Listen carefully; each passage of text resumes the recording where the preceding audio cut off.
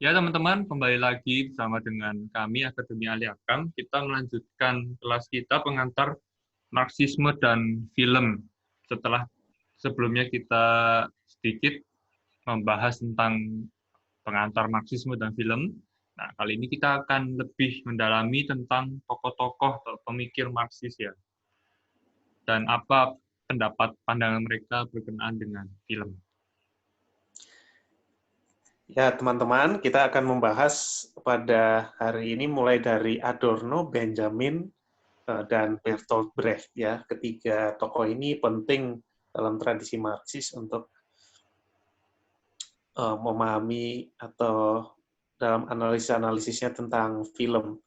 Dan juga minggu depan kita akan bicara tentang Gramsci juga ya. Nah, tetapi yang penting di sini Adorno, Benjamin, dan Brecht karena mereka sudah hidup di zaman di mana ada film. Kita tahu di zaman Marx sama Engels belum ya. Tapi Adorno, Benjamin di awal-awal abad ke-20 itu sudah mulai ada dan mereka melakukan beberapa refleksi tentang itu. Kita mulai dari Adorno. Theodor Adorno, tokoh penting ya, salah satu pendiri masa Frankfurt dan banyak mengembangkan teori-teori Marxisme di ranah kebudayaan. Nah, Adorno cenderung kritis sifatnya terhadap film. Dia cenderung kontra ya, melihat film secara negatif. Menurut dia, film itu adalah produk komersil industrial yang tak bernilai seni dan tak berfaedah untuk kehidupan. Wah, keras sekali ya. Jadi, ya film itu memang komersil sifatnya ya, industrial. Jadi, nggak berfaedah untuk kehidupan. Nggak seperti karya-karya seni sebelumnya begitu, yang banyakan belum terlalu terintegrasi dalam kapitalisme waktu pernah berkembang sebelumnya. Dan film itu mengandung nilai instrumental dan ekonomis bagi kelas penguasa. Jadi dia sifatnya itu adalah alat ya bagi kelas penguasa. Film ini juga adalah komoditas. Jadi memang dibuat untuk menghasilkan profit. Ini nggak seperti karya-karya seni sebelumnya ya. Zaman dulu mungkin penyair nulis puisi ya belum tentu untuk menghasilkan profit atau ya bisa juga untuk ya hanya demi mencurahkan pengalaman estetisnya. Dan juga sembari menghisap pundi-pundi mereka, film ini memperbudak penonton secara mental. Jadi penonton bukan hanya dihisap pundi-pundinya, kan nonton bioskop kan bayar kan, tapi film juga memperbudak penonton secara mental. Jadi waktu kita nonton bioskop ini, kalau menurut Adorno, pikiran kita itu diperbudak sebetulnya. Kenapa? Karena film ini punya kemampuan yang tinggi untuk meyakinkan penonton. Dia membuat seolah-olah apa yang ditampilkan di layar dalam film itu adalah kenyataan. Ya. Dan karena itu, film punya kapasitas besar untuk membangun ilusi. Film membuat orang jadi bayi dan pasif, mengangkat impuls-impuls buruk, negatif, dan sadistik mereka. Ya, misalnya orang banyak nonton film yang melodramatis begitu, nangis-nangis, ya mereka bisa menjadi bayi begitu ya, lemah lembek, terus kemudian apa namanya, ya seperti itu. Tapi kalau nonton film terlalu banyak kekerasan, ya mungkin bisa jadi sadistik. Jadi impuls-impuls buruk dalam manusia itu bisa diekstrimkan begitu lewat film. Film juga membiasakan penonton pada kebrutalan yang repetitif dalam kehidupan di bawah kapitalisme. Jadi kelihatannya dia seolah-olah ya menampilkan, oh ya memang ini kenyataan hidup ya, kejam begitu ya, lalu banyak yang brutal begitu. Tapi justru di situ dia, kalau menurut Adorno, justru membiasakan penonton ya. Jadi penonton lalu menganggap itu sebagai sesuatu yang wajar begitu. Sehingga film ini menurut Adorno menjadi mekanisme pelatihan bagi massa untuk mengerti apa yang kelas berkuasa inginkan dari mereka. Ya, karena kemampuannya untuk menyedot perhatian dari massa. Nah, ini menjadi semacam pelatihan. Jadi dari film itu massa jadi sadar ya, karena tak sadar terilusi, mereka sadar apa yang sebenarnya kelas penguasa inginkan dari mereka, lalu menjalaninya dalam kehidupan sehari-hari. Dan Adorno terutama paling kritis terhadap elemen musik dalam film. Dia menganggap bahwa musik ini adalah ujung yang paling reaksioner dari antara elemen-elemen film. Jadi elemen musik ini yang paling terbelakang ya. Dan karena apa? Karena fungsi musik itu seperti menyiapkan interpretasi pemirsa ya, sebelum adegan-adegan yang ada, sehingga kehidupan ditampilkan sebagai kumpulan situasi yang terprediksi. Misalnya kalau suasananya dalam film itu sedang romantis, ya pasti musiknya yang sesuai. Begitu demikian juga kalau tegang, ya musiknya juga yang sesuai. Jadi apa namanya, kehidupan itu ditampilkan sebagai kumpulan situasi yang terprediksi, begitu utuh begitu. Nah, jadi sinema adalah konsekuensi penerapan industri pada seni. Dengan industrialisasi, dan akhirnya itu merambah juga pada seni, perkembangan teknologi modern, dan ya itu memunculkan film. Jadi dia memang konsekuensi dari industrialisasi ya. Lalu film dibuat murni demi nilai tukar. Memang ya dia adalah suatu karya seni yang sejak kemunculannya itu memang dibuat murni demi nilai tukar.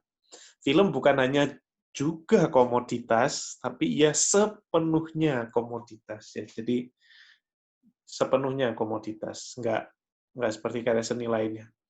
Karena terintegrasi betul ke dalam mesin pasar, maka film menjadi karya seni yang kehilangan integritas dan kualitas artistik, condong pada standarisasi, stereotip, dan kesederhanaan. Ya, jadi karena ya betul-betul jadi bagian dalam mesin pasar ini, maka apa namanya dia rentan terhadap standarisasi ya. Jadi oh iya ini standarnya mesti seperti ini kalau film. Lalu dan juga sederhana, apa namanya, kualitas artistiknya tidak bisa sedalam dari karya seni lainnya. Menciptakan penonton ya, soal kesederhanaan tuh misalnya kita juga bisa bandingkan misalnya dengan novel begitu ya. Kalau novel tuh kan bisa panjang begitu ya. Tapi kalau film kan pendek begitu. Jadi apa namanya, singkat. Dan dia menciptakan penonton yang juga jadinya terstandarisasi dan dibentuk jadi homogen ya, massal. Karya-karya kebudayaan yang membawa pesan yang mudah ditafsirkan ya, jadi karena sifatnya yang mudah ditafsirkan ini memiliki efek manipulatif pada massa, karena massa tidak diajak untuk berpikir secara mendalam ketika menonton film.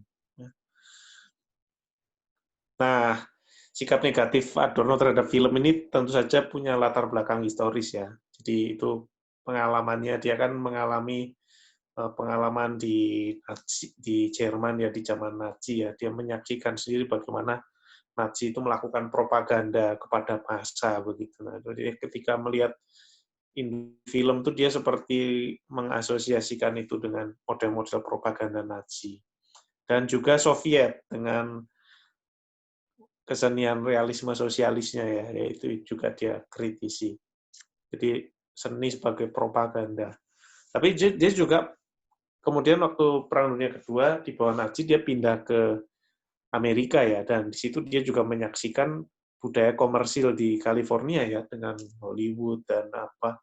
Jadi dia juga melihat di situ itu tidak jauh beda. Jadi dia melihat asosiasi atau keterhubungan ya antara propaganda Nazi, realisme sosialis di Soviet, dan juga kultur komersil di Amerika. Nah, dia melihat itu semua menciptakan populasi penduduk yang bergantung pada teknologi dan juga tidak kritis terhadap ideologi yang totalistik, entah itu fasis, stalinis, atau konsumeris seperti di Amerika. Ya, jadi tidak mendidik massa untuk kritis ya, tetapi sangat bergantung pada teknologi dan juga tidak kritis terhadap ideologi. Lalu dia juga melihat ada impuls-impuls mimetik atau dorongan-dorongan untuk meniru dalam film yang memanggil penonton seperti untuk mengikuti parade. Jadi kalau kita nonton film, misalnya kita nonton James Bond gitu ya, ya itu ada ya dorongan-dorongan untuk meniru.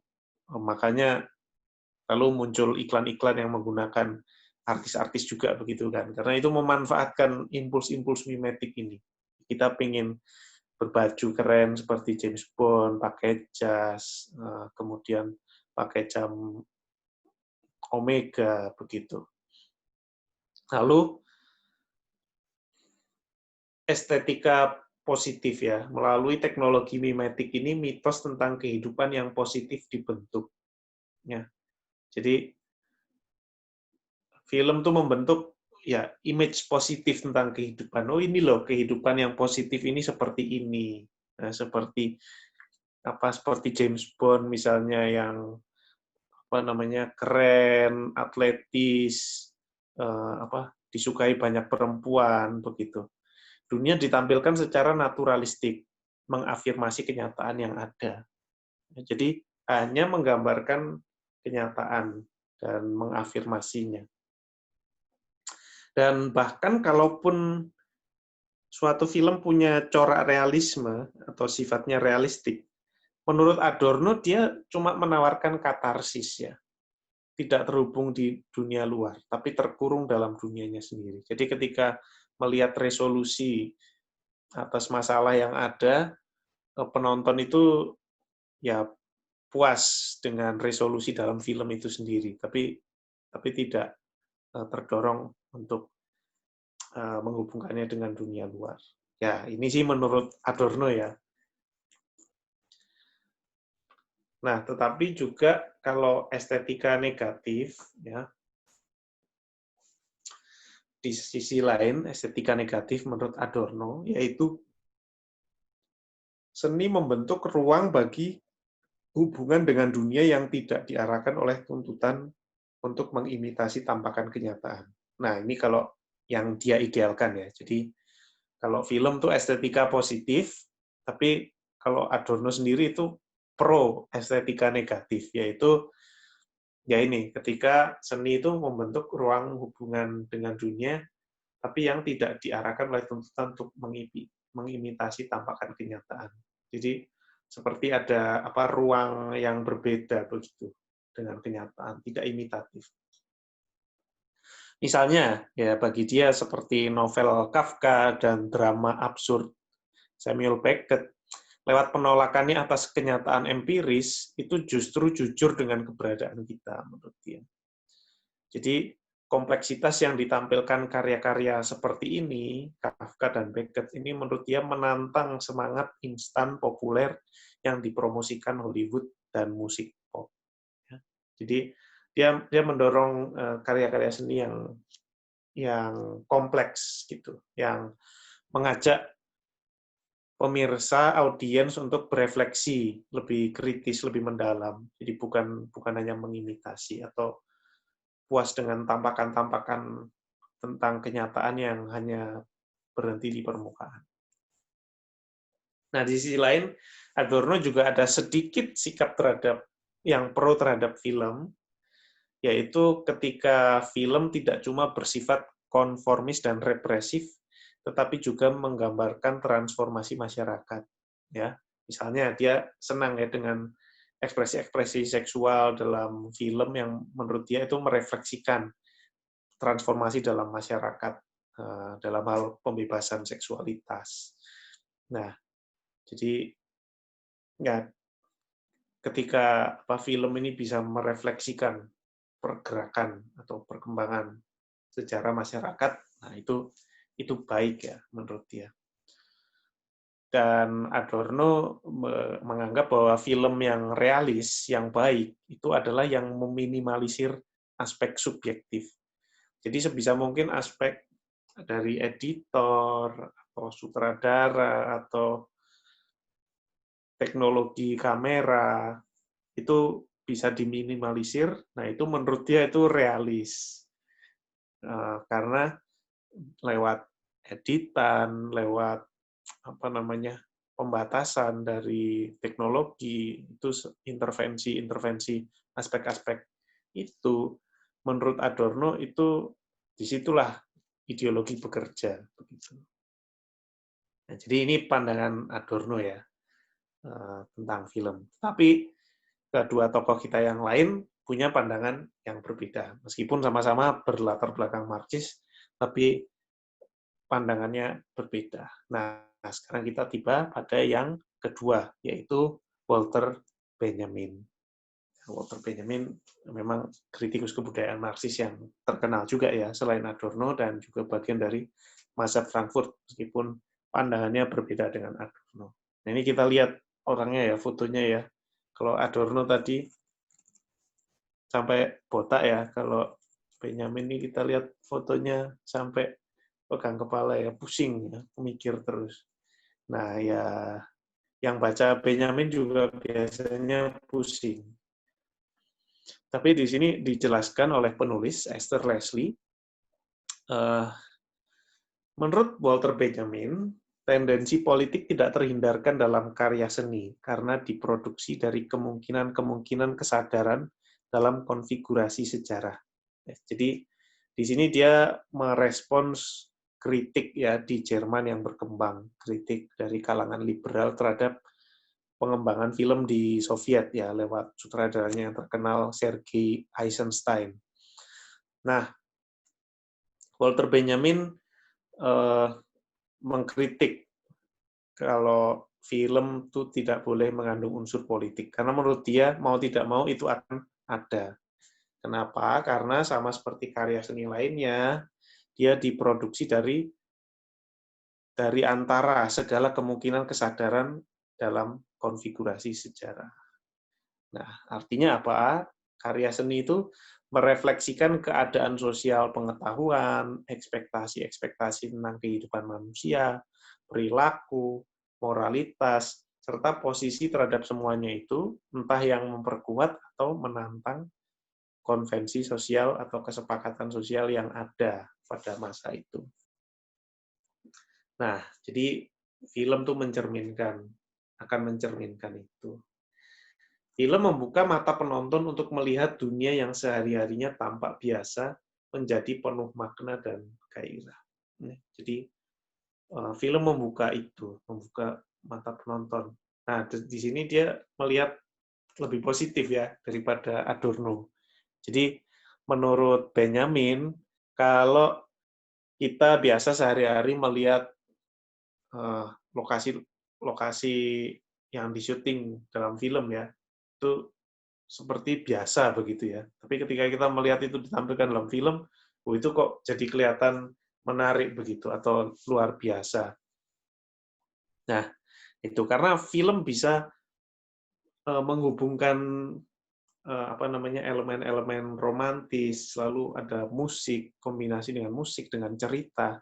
Nah, itu bisa membuka mata penonton melihat fenomena-fenomena dalam keseharian, lokasi, setting yang sehari-harinya terlihat biasa, misalnya kita waktu bekerja, waktu makan, waktu apa, kelihatannya biasa, tapi ini menjadi penuh makna dan gairah. Bertentangan dengan Adorno, menurut Benjamin, kemampuan film yang seperti ini justru bisa menyingkapkan apa yang secara sosiohistoris tertimbun. Ya. Jadi apa yang oleh mata itu nggak terlihat ya. Di sini kita bisa melihat elemen Marxisnya ya dalam pemikiran Benjamin. Jadi melawan empirisisme ya. Justru ketika dengan mata kita hanya melihat tampakan begitu saja, lewat film itu relasi internal itu bisa tampak ya. Relasi internal dalam kenyataan itu bisa ditampakkan. Dan ini, kamera bisa menunjukkan apa yang tak terlihat oleh mata manusia. Kemudian, soal aura, jarak, dan apropriasi. Benjamin melihat bahwa ini the work of art in the age of reproduction ya karyanya. Jadi karya seni itu punya aura sakral ya kalau menurut Benjamin. Dan aura sakralnya itu terancam oleh mekanisasi moda-moda reproduksi. Jadi ketika suatu karya seni bisa direproduksi secara massal, secara masif, dalam jumlah besar, banyak sekali, nah itu dia jadi kehilangan aura sakralnya, menurun begitu. Nah, film juga terancam seperti ini. Jadi kalau kita memandang lukisan misalnya, itu kan tidak mudah direproduksi ya. Nah, itu lebih wah, begitu ya, Mona Lisa misalnya, begitu. Tapi film, apalagi sekarang udah ada Pirate Bay ya, kita tinggal download. Nah, itu bisa menurun aura sakralnya. Kontra Adorno lagi, tidak sama seperti Adorno, menurut Benjamin, penonton bioskop justru bersikap aktif ketika menonton, bukan hanya sebagai pemirsa pasif yang jadi korban propaganda ya. Menurut Benjamin justru aktif. Karena apa? Persepsi atas film tuh lebih cepat dan casual daripada lukisan. Nah, ya, jadi memang lebih cepat dan casual daripada lukisan. Ini yang dikritisi Adorno kan. Dan di sini makna tersampaikan lebih cepat. Jadi menurut Benjamin sebetulnya aktif juga penontonnya, hanya model persepsinya yang berbeda. Memang kalau dalam film lebih cepat dan casual. Jadi menurut Benjamin, film elemen ini yang dimana film itu lebih cepat ya, bisa menyampaikan makna. Ini justru membuat film itu adalah karya seni yang sanggup menangkap gerak cepat modernitas. Jadi dia justru punya kemampuan lebih di sana. Kan dunia modern ini bergerak cepat sekali ya. Nah, film yang bergerak itu juga bisa menangkap itu, lebih daripada fotografi. Nah, dan tokoh yang ketiga adalah Bertolt Brecht. Bertolt Brecht memang tidak secara khusus menulis tentang film ya, dia penyair dan juga pembuat naskah drama di teater, tetapi pandangan-pandangannya sangat mempengaruhi Benjamin. Padahal preferensi Bertolt Brecht sendiri lebih kepada teater daripada film. Kita bisa perlu ingat ini di awal abad ke-20 ya, jadi memang film belum mendominasi seperti sekarang. Dan di situ Brecht lebih punya preferensi pada teater. Mengapa? Karena menurut dia teater itu memungkinkan perubahan spontan, tak seperti film. Jadi lebih sanggup beradaptasi cepat dengan momen yang ada. Panggung teater, kalau dalam pandangan Brecht, dan ini diikuti Benjamin untuk film, panggung teater harus menjadi arena yang berbeda, tempat bereksperimen, ruang politik, di mana penonton bisa belajar sesuatu tentang dunia tempat mereka tinggal. Jadi bukan cuma untuk menggambarkan kenyataan ya, seperti kutipan yang kita belajar kemarin di pengantar kritik sastra Marxis. Seni menurut Brecht bukan hanya cermin untuk menggambarkan, merefleksikan kenyataan, tapi palu untuk membentuknya. Jadi panggung teater ini harus menjadi panggung di mana penonton bisa belajar sesuatu tentang dunia tempat mereka tinggal. Dan tindakan-tindakan manusia itu lebih merupakan produk jaring relasi sosial yang objektif daripada kebutuhan, hasrat, sifat, dan psikologi otonomnya, atau bahkan bukan juga dari kodrat dari Tuhan. Nah, ini yang menurut Brecht harus ditunjukkan dalam teater, dan harus bisa merangsang penonton untuk mengadakan diskusi-diskusi. Jadi, harus bisa menunjukkan relasi sosial, dan bagaimana perilaku manusia serta tindakan-tindakannya itu lebih didorong atau lebih menjadi produk dari jejaring relasi sosial ini, bukan hanya dorongan-dorongan individu semata, bukan menunjukkan manusia sebagai subjek yang otonom. Ya, teman-teman, jangan lupa untuk subscribe, like, follow, komen, add, dan share akun media sosial kami di YouTube, Instagram, dan juga Facebook. Sampai berjumpa di sesi yang selanjutnya.